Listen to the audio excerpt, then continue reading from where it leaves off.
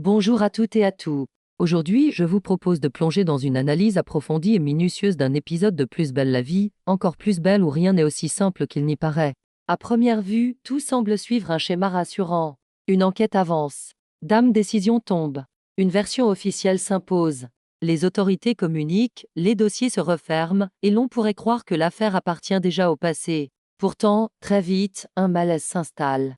Un sentiment diffus, presque imperceptible, que quelque chose échappe au cadre établi. Dans cet épisode, Plus belle la vie ne se contente pas de raconter une résolution policière. La série s'aventure sur un terrain beaucoup plus troublant, celui d'une vérité incomplète, façonnée pour être acceptée, digérée, puis oubliée. Une vérité qui rassure en surface, mais qui laisse derrière elle des silences, des regards fuyants et des décisions prises un peu trop rapidement. Car ici, le danger ne surgit pas sous la forme d'une poursuite ou d'un coup d'éclat. Il se manifeste autrement, par des mots soigneusement choisis, par une autorité qui ne se remet pas en question, par une pression qui ne dit jamais son nom, et surtout par cette invitation insistante à tourner la page, alors même que toutes les réponses n'ont pas encore été apportées. Au cœur de cette intrigue, plusieurs trajectoires se croisent. Celle d'un témoin profondément marqué, dont le besoin de protection entre en collision avec les impératifs d'une enquête que l'on cherche à clore. Celle de policiers confrontés à un dilemme redoutable, pris entre leurs devoirs, leur intuition et les limites imposées par la hiérarchie. Et enfin celle d'un système qui, sous couvert de normalité, semble parfois préférer le silence à la remise en question. Dans cette vidéo, nous allons prendre le temps de revenir en détail sur chaque étape clé de l'épisode. Nous allons analyser les comportements, décrypter les discours, observer ce qui est dit mais aussi, et surtout, ce qui ne l'est pas. Pourquoi certaines décisions paraissent-elles précipitées? Pourquoi certains gestes, certaines visites, certains silences prennent-ils soudain une toute autre signification lorsqu'on les replace dans leur contexte? Cette intrigue marque un tournant, non seulement pour l'enquête elle-même, mais aussi pour la manière dont Plus belle la vie, encore plus belle interroge la notion de justice, de responsabilité et de confiance. Jusqu'où peut-on aller pour préserver une version officielle? Et que se passe-t-il lorsque ceux censés garantir la sécurité deviennent, volontairement ou non, source de doutes et d'inquiétudes? Installez-vous confortablement car l'analyse qui suit va bien au-delà des faits bruts. Aujourd'hui, Plus belle la vie, encore plus belle nous rappelle une vérité dérangeante. Le plus grand danger n'est pas toujours celui qui agit dans l'ombre, mais parfois celui que l'on refuse de regarder en face. Dans le prochain épisode de Plus belle la vie, encore plus belle, la vérité semble enfin se dessiner mais elle prend une forme bien plus trouble et inquiétante que prévu. Au petit matin, Hubert Joseph se rend auprès de Martin. La visite paraît officielle, presque banale. Rien, en apparence, ne laisse présager de tension immédiate. Mais très vite, un malaise diffus s'installe. Profitant de l'absence momentanée de Luna Torres, partie dans la salle de bain, Hubert change subtilement d'attitude. Son ton se fait plus froid, plus appuyé. Il intimide Martin sans élever la voix, sans geste excessif, mais avec cette assurance maîtrisée propre à ceux qui savent exercer une pression sans jamais franchir ouvertement la ligne. Déjà profondément marqué par ce qu'il a vécu, Martin se fige. Il sent instinctivement que quelque chose cloche, que cette visite n'a rien d'anodin. L'intervention de Luna met un terme à ce tête-à-tête troublant. Dès qu'elle rejoint la pièce, Hubert ajuste aussitôt son discours. Son attitude se transforme. Il se présente alors sous un jour bien plus lisse, presque conciliant. Il affirme être venu présenter ses excuses. Dames excuses officielles, précise-t-il, pour le comportement de son adjoint, celui qui a tenté de les tuer. Il adopte une posture d'autorité se voulant rassurante, comme s'il cherchait à refermer l'incident, à le classer, à lui donner une dimension strictement administrative. Puis Hébert s'adresse directement à Martin. Il évoque l'avenir, la possibilité d'une normalité retrouvée. Il lui parle de reprendre sa vie, de retrouver ses copains, de tourner la page. Les mots se veulent apaisants, presque bienveillants. Pourtant, ils résonnent de façon étrange. Trop rapide. Trop simple au regard de ce que Martin a traversé. Comme si tout pouvait être effacé d'un trait, relégué dans un coin de la mémoire. Pendant ce temps, au commissariat, Idriss Salem, Ariane Hersan et Stanislas Daumont pensent être parvenus à une avancée décisive. L'enquête semble toucher à son but. Les éléments recueillis commencent à s'assembler. Officiellement, un responsable se dessine, prêt à endosser le rôle du coupable et à clore le dossier. Mais un décalage inquiétant se creuse entre ce qui se construit au commissariat et ce qui se joue dans l'intimité de Martin. L'attitude d'Hubert, ses paroles soigneusement choisies, sa volonté apparente de refermer rapidement l'affaire font naître un malaise sourd. Et si la vérité que l'on s'apprête à acter n'était qu'une version partielle des faits? Une vérité présentable, mais incomplète. Martin, lui, reste silencieux. Il écoute, il observe. Il comprend désormais que le danger ne se manifeste pas toujours par une arme ou une course-poursuite. Parfois, il se dissimule derrière un discours rassurant, une autorité qui ne se discute pas, une invitation pressante à oublier trop vite. L'enquête semble peut-être approcher de sa conclusion officielle. Mais une certitude s'impose peu à peu, tout n'a pas encore été dit. Et dans cette affaire, le plus grand danger pourrait bien être celui que l'on cherche à faire passer pour définitivement réglé. Dans Plus belle la vie, encore plus belle, l'enquête paraît officiellement toucher à sa fin, mais quelque chose résiste, dérange, refuse de se taire. Au commissariat, Idriss Salem, Ariane Hersan et Stanislas Daumont prennent connaissance des dernières informations transmises par le parquet. L'adjoint d'Hubert Joseph s'est suicidé. Le geste est confirmé, consigné, acté. Dans la foulée, le procureur donne une instruction claire, l'enquête doit être close. Sur le papier, tout semble s'emboîter. Un coupable désigné. Un acte final qui permet de refermer le dossier. Une hiérarchie soucieuse de mettre un terme rapide à une affaire devenue sensible. Officiellement, il n'y aurait plus rien à approfondir. Mais dans les regards d'Idriss et d'Ariane, le soulagement reste mesuré. Et chez Stanislas, un doute persistant s'installe. Il ne parvient pas à accepter une conclusion aussi nette, aussi brutale. Pour lui, le suicide de cet homme survient trop vite, trop proprement, trop opportunément. Un passage à l'acte précipité qui ressemble davantage à une issue forcée qu'à un effondrement personnel longuement mûri. Stanislas met alors des mots sur ce que les autres pressentaient sans parvenir à le formuler. Selon lui, l'affaire ne s'arrête pas là. Il est convaincu qu'un deuxième homme est toujours dans la nature. Un acteur resté dans l'ombre, plus discret, mieux protégé, et potentiellement bien plus dangereux. À ses yeux, l'adjoint n'aurait été qu'un maillon sacrificiel laissé sur le bord du chemin pour préserver quelqu'un de plus haut placé. Cette hypothèse fait planer un malaise lourd dans le bureau. Si Stanislas a raison, cela signifie que la version officielle des faits ne raconte qu'une partie de l'histoire, que le véritable responsable n'a peut-être jamais été inquiété, et que la décision de clore l'enquête pourrait répondre à des impératifs dépassant le strict cadre judiciaire. Idriss le comprend immédiatement. Refermer le dossier maintenant, c'est sans doute garantir une forme de stabilité institutionnelle. Mais c'est aussi accepter que des témoins aient été exposés, que Martin porte encore les stigmates de cette affaire, et que la justice n'ait été rendue qu'en partie. Ariane, de son côté, mesure les risques. Continuer à creuser, c'est s'opposer frontalement à la hiérarchie et aux décisions du parquet. L'enquête est donc officiellement terminée. Mais dans les faits, rien n'est véritablement apaisé. Un doute persiste, tenace, corrosif. Et tant que ce doute subsistera, Stanislas en est certain, l'affaire ne pourra jamais être totalement refermée. Car le plus inquiétant, dans cette histoire, n'est peut-être pas l'homme que l'on dit disparu, mais celui qui, quelque part, demeure encore dans l'ombre. Plus tard dans la matinée, dans Plus belle la vie, encore plus belle. L'intrigue s'éloigne un instant des murs du commissariat pour se recentrer sur l'essentiel, les conséquences humaines de ce qui vient de se jouer.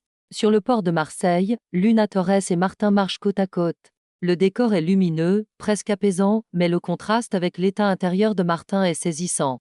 Depuis la visite d'Hubert Joseph, il n'est plus tout à fait le même. Les paroles en apparence rassurantes de l'enquêteur ont laissé une empreinte profonde, presque plus déstabilisante encore que des menaces directes. Martin a compris que le danger ne provenait pas uniquement des armes ou des courses-poursuites, mais aussi de ceux qui savent intimider sans jamais hausser la voix. Épuisé, envahi par la peur, il finit par mettre des mots sur ce qu'il rumine depuis des heures. Il ne se sent plus en sécurité ici. Marseille est devenu le théâtre de trop d'angoisse, de trop de silence pesant. Il annonce alors à sa grand-mère qu'il souhaite rentrer chez lui, à Lille. Partir. S'éloigner. Tenter de reprendre une vie qui lui paraît désormais impossible dans cette ville où il a frôlé la mort. La réaction de Luna est immédiate, mais contenue. Elle ne crie pas. Elle ne cherche pas à le retenir de force. Elle encaisse. Elle lui confie simplement sa déception, non par reproche, mais par tristesse. Elle s'était accrochée à l'idée qu'ils pourraient se reconstruire ensemble, ici, après tout ce qu'ils ont traversé. Elle lui avoue aussi qu'il va lui manquer. Beaucoup. Martin n'est pas seulement son petit-fils. Il est devenu, au fil des épreuves, un repère, une présence essentielle dans sa vie. La scène se déroule avec une grande sobriété, mais une intensité profonde. D'un côté, un jeune homme profondément marqué, qui cherche avant tout à se protéger. De l'autre, une grand-mère partagée entre l'amour, la peur de le voir partir et la lucidité douloureuse de comprendre qu'elle ne peut pas lui demander de rester. Sur le port de Marseille, tandis que les bateaux continuent d'aller et venir comme si rien ne s'était produit, une séparation semble se dessiner.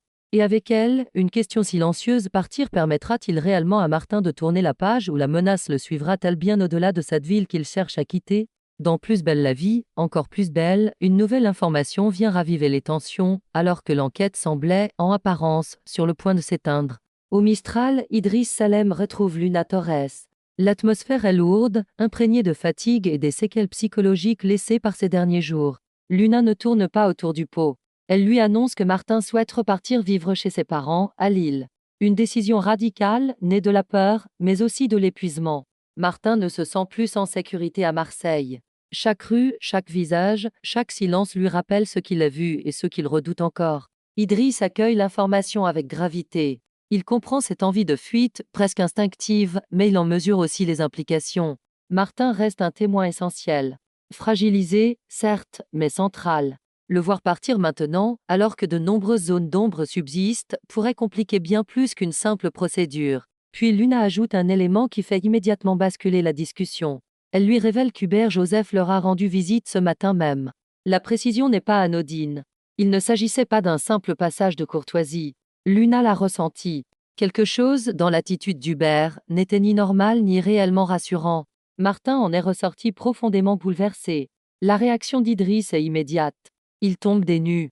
Cette visite soulève de nombreuses questions. Elle n'aurait pas dû avoir lieu dans un tel contexte, encore moins après la tentative de meurtre et la décision précipitée de clore l'enquête. Dans l'esprit d'Idriss, tous les signaux d'alerte s'allument en même temps. Sans perdre de temps, il s'éloigne et appelle Ariane Hersan. Sa voix est tendue, pressante. Il lui demande de vérifier un élément précis auprès du médecin légiste. Un détail resté jusqu'ici en arrière-plan, mais qui pourrait s'avérer déterminant. Idriss cherche une confirmation claire, factuelle, incontestable. Quelque chose qui permettrait, le cas échéant, de rouvrir officiellement ce que le parquet semble vouloir refermer trop rapidement. Cette scène marque un tournant discret mais décisif. Tandis que Martin envisage de quitter Marseille pour se protéger, Idriss comprend que le danger pourrait être plus proche, plus structuré et plus influent qu'il ne l'imaginait. La visite d'Hubert n'apparaît plus comme une simple initiative maladroite. Elle ressemble à un signal. Et ce signal suggère une chose, l'affaire est loin d'être terminée. Sous l'apparence d'un dossier classé, la vérité continue de résister. Et Idriss, désormais, est déterminé à ne plus détourner le regard, même si cela implique de s'opposer à une autorité qui dépasse largement le cadre du commissariat du Mistral. Dans Plus belle la vie, encore plus belle, la vérité finit par émerger là où plus personne ne semblait disposé à regarder. Plus tard, au commissariat, Ariane Hersan rejoint Idriss Salem et Stanislas Doman avec une information capitale. Son visage est grave. Cette fois, il ne s'agit plus d'intuition ni de simples ressentis, mais d'éléments médico-légaux précis et déterminants.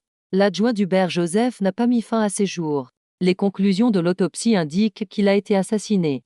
Ariane précise que sans une autopsie complète, cette réalité serait restée dissimulée. Aucun signe extérieur évident. Rien qui, à première vue, ne permettait de remettre en cause la thèse du suicide. Ce n'est qu'en procédant à l'examen approfondi du corps que le médecin légiste a pu mettre en évidence des éléments incompatibles avec un passage à l'acte volontaire. Une mise en scène soigneusement élaborée, pensée pour ne susciter ni doute ni question. La révélation agit comme un choc silencieux. Les pièces du puzzle prennent soudain une autre forme. Le suicide trop rapide. La pression exercée pour refermer l'enquête. La visite d'Hubert chez Martin. Les paroles ambiguës, les silences lourds. Tout semble désormais s'inscrire dans une logique bien plus troublante. Pour Idriss, les zones d'ombre s'éclaircissent brutalement. Les faits s'enchaînent avec une cohérence glaçante. Hubert Joseph n'apparaît plus comme un simple supérieur pressé d'en finir ou un enquêteur maladroit. Il se retrouve au centre des soupçons. Celui dont les décisions, les interventions et les silences interrogent désormais frontalement. Celui qui pourrait l'avoir laissé sacrifier un subordonné pour préserver un équilibre plus vaste et plus opaque. À cet instant, une conviction s'impose à Idriss, non comme une certitude judiciaire actée, mais comme une évidence professionnelle difficile à ignorer. Hubert Joseph apparaît désormais comme le principal suspect. Un policier dont l'intégrité est profondément remise en question. Cette prise de conscience change tout. Elle donne un sens nouveau à la peur de Martin, à son besoin de s'éloigner, à son intuition persistante que la menace ne venait pas seulement du terrain, mais d'un niveau plus élevé. Elle suggère aussi que l'affaire n'a jamais été une simple dérive individuelle, mais le symptôme possible d'un pouvoir cherchant à se protéger coûte que coûte. Le danger devient alors plus clair, mais aussi plus vaste, car mettre en cause Hubert Joseph ne revient pas uniquement à accuser un homme. Cela signifie potentiellement s'attaquer à des mécanismes de protection, à des influences invisibles, à un système capable d'écraser ceux qui deviennent encombrants. L'enquête, que l'on croyait définitivement close, renaît sous une forme bien plus explosive. Et pour Idriss, Ariane et Stanislas, une réalité s'impose progressivement. À partir de maintenant, ils ne sont plus seulement des enquêteurs confrontés à un dossier sensible. Ils avancent sur un terrain où chaque pas comporte un risque. Dans Plus belle la vie, encore plus belle, la phase finale de l'intrigue s'engage, portée par une tension sourde qui traverse tout le commissariat. En fin de journée, Patrick Nebou réunit Idriss Salem, Ariane Hersan et Stanislas Daumont pour leur annoncer une information déterminante. Hubert Joseph a décidé de payer sa tournée au Mistral. Officiellement, il s'agit d'un geste convivial. Mais le timing interroge. Ce choix, dans le contexte actuel, résonne comme une provocation, voire comme une démonstration d'assurance excessive. Pour Patrick, une chose est claire. Cette apparition publique n'a rien d'anodin. Hubert agit comme s'il se savait à l'abri, convaincu que la version officielle tient encore et que personne n'osera la remettre en cause. Pourtant, cette confiance affichée ouvre une faille. Une opportunité rare de l'observer, de provoquer un échange, de tester ce qu'il croit définitivement enfoui. Idriss, lui, perçoit immédiatement l'enjeu. Il comprend que ce moment peut faire basculer toute l'affaire à une condition essentielle. Il se tourne vers Stanislas et le dit sans détour, sans Martin, rien ne sera possible. Tout repose sur lui. Son témoignage existe déjà. Il est cohérent, constant, précis. Et surtout, il demeure un élément clé du dossier. Martin a vu. Il a survécu. Il a tenu malgré la peur et les pressions subies. Pour Idriss, la stratégie devient plus lisible. On peut influencer des décisions, orienter des procédures, tenter de refermer un dossier trop vite. Mais on ne peut pas effacer un témoin vivant, protégé, prêt à dire ce qu'il sait. Martin représente ce point de bascule. Celui qui peut faire vaciller une version officielle trop bien verrouillée. Le piège commence alors à se refermer lentement. Le Mistral, lieu de vie et de rencontre, pourrait devenir le théâtre d'un affrontement décisif, à condition que Martin accepte d'aller jusqu'au bout, à condition que la peur ne l'emporte pas une dernière fois, et à condition, surtout, que Hubert Joseph commette l'erreur qu'il croit impossible. À cet instant, chacun en est conscient. L'affaire n'est plus seulement judiciaire, elle est devenue profondément personnelle. Et ce qui va se jouer désormais déterminera non seulement le sort d'un homme soupçonné de corruption, mais aussi la capacité de la police à affronter ses propres zones d'ombre. Et c'est précisément là que cet épisode de Plus belle la vie, encore plus belle prend toute sa dimension. Car au-delà de l'enquête, au-delà des procédures, au-delà même des révélations, ce qui se joue ici est beaucoup plus dérangeant. Ce n'est pas seulement la recherche d'un responsable. C'est la confrontation brutale entre la vérité et le confort du silence. Entre ce qui doit être dit et ce que l'on préfère taire pour préserver un équilibre fragile. Tout au long de cet épisode, une question traverse chaque scène, chaque regard, chaque décision. Que vaut une vérité officielle si elle laisse derrière elle la peur, le doute et des blessures qui ne cicatrisent pas? Peut-on réellement tourner la page quand certains éléments essentiels restent volontairement dans l'ombre? Les personnages eux-mêmes semblent le comprendre. Ils avancent désormais sur une ligne de crête, là où le devoir professionnel se heurte à la conscience personnelle. Là où enquêter ne signifie plus seulement chercher des preuves, mais accepter d'affronter ce que ces preuves pourraient révéler. Et surtout, ce qu'elles pourraient déranger. Cet épisode marque un basculement, un point de non-retour, parce qu'à partir de maintenant, il ne s'agit plus seulement, pour les enquêteurs, de résoudre une affaire. Il s'agit de décider jusqu'où ils sont prêts à aller pour que la vérité ne soit pas une simple version commode, mais une réalité assumée, avec toutes les conséquences que cela implique. Et pour les témoins, pour ceux qui ont vu, entendu, ressenti, la question reste entière. Fuir pour se protéger, ou rester pour ne pas laisser le mensonge s'installer définitivement. Deux choix impossibles. Deux chemins qui laissent chacun des cicatrices. C'est peut-être cela, au fond, la véritable force de Plus belle la vie, encore plus belle dans cette intrigue. Ne pas offrir de réponse facile. Ne pas rassurer trop vite. Mais rappeler que certaines vérités ont un prix. Et que ce prix se paye rarement sans douleur. Alors que l'enquête semble officiellement avancer vers sa conclusion, une certitude demeure. Ce qui a été ouvert ne pourra plus être refermé sans conséquence. Et ce qui a été vu, compris ou pressenti continuera de hanter ceux qui savent même lorsque les dossiers seront classés. Si cette analyse vous a parlé, n'hésitez pas à partager votre point de vue en commentaire. Pensez-vous que la vérité peut encore émerger sans tout faire voler en éclats? Ou sommes-nous déjà entrés dans une zone où le silence devient une arme à part entière? Merci d'avoir suivi cette analyse jusqu'au bout. On se retrouve très bientôt pour continuer à décrypter, ensemble, les zones d'ombre de Plus belle la vie, encore plus belle.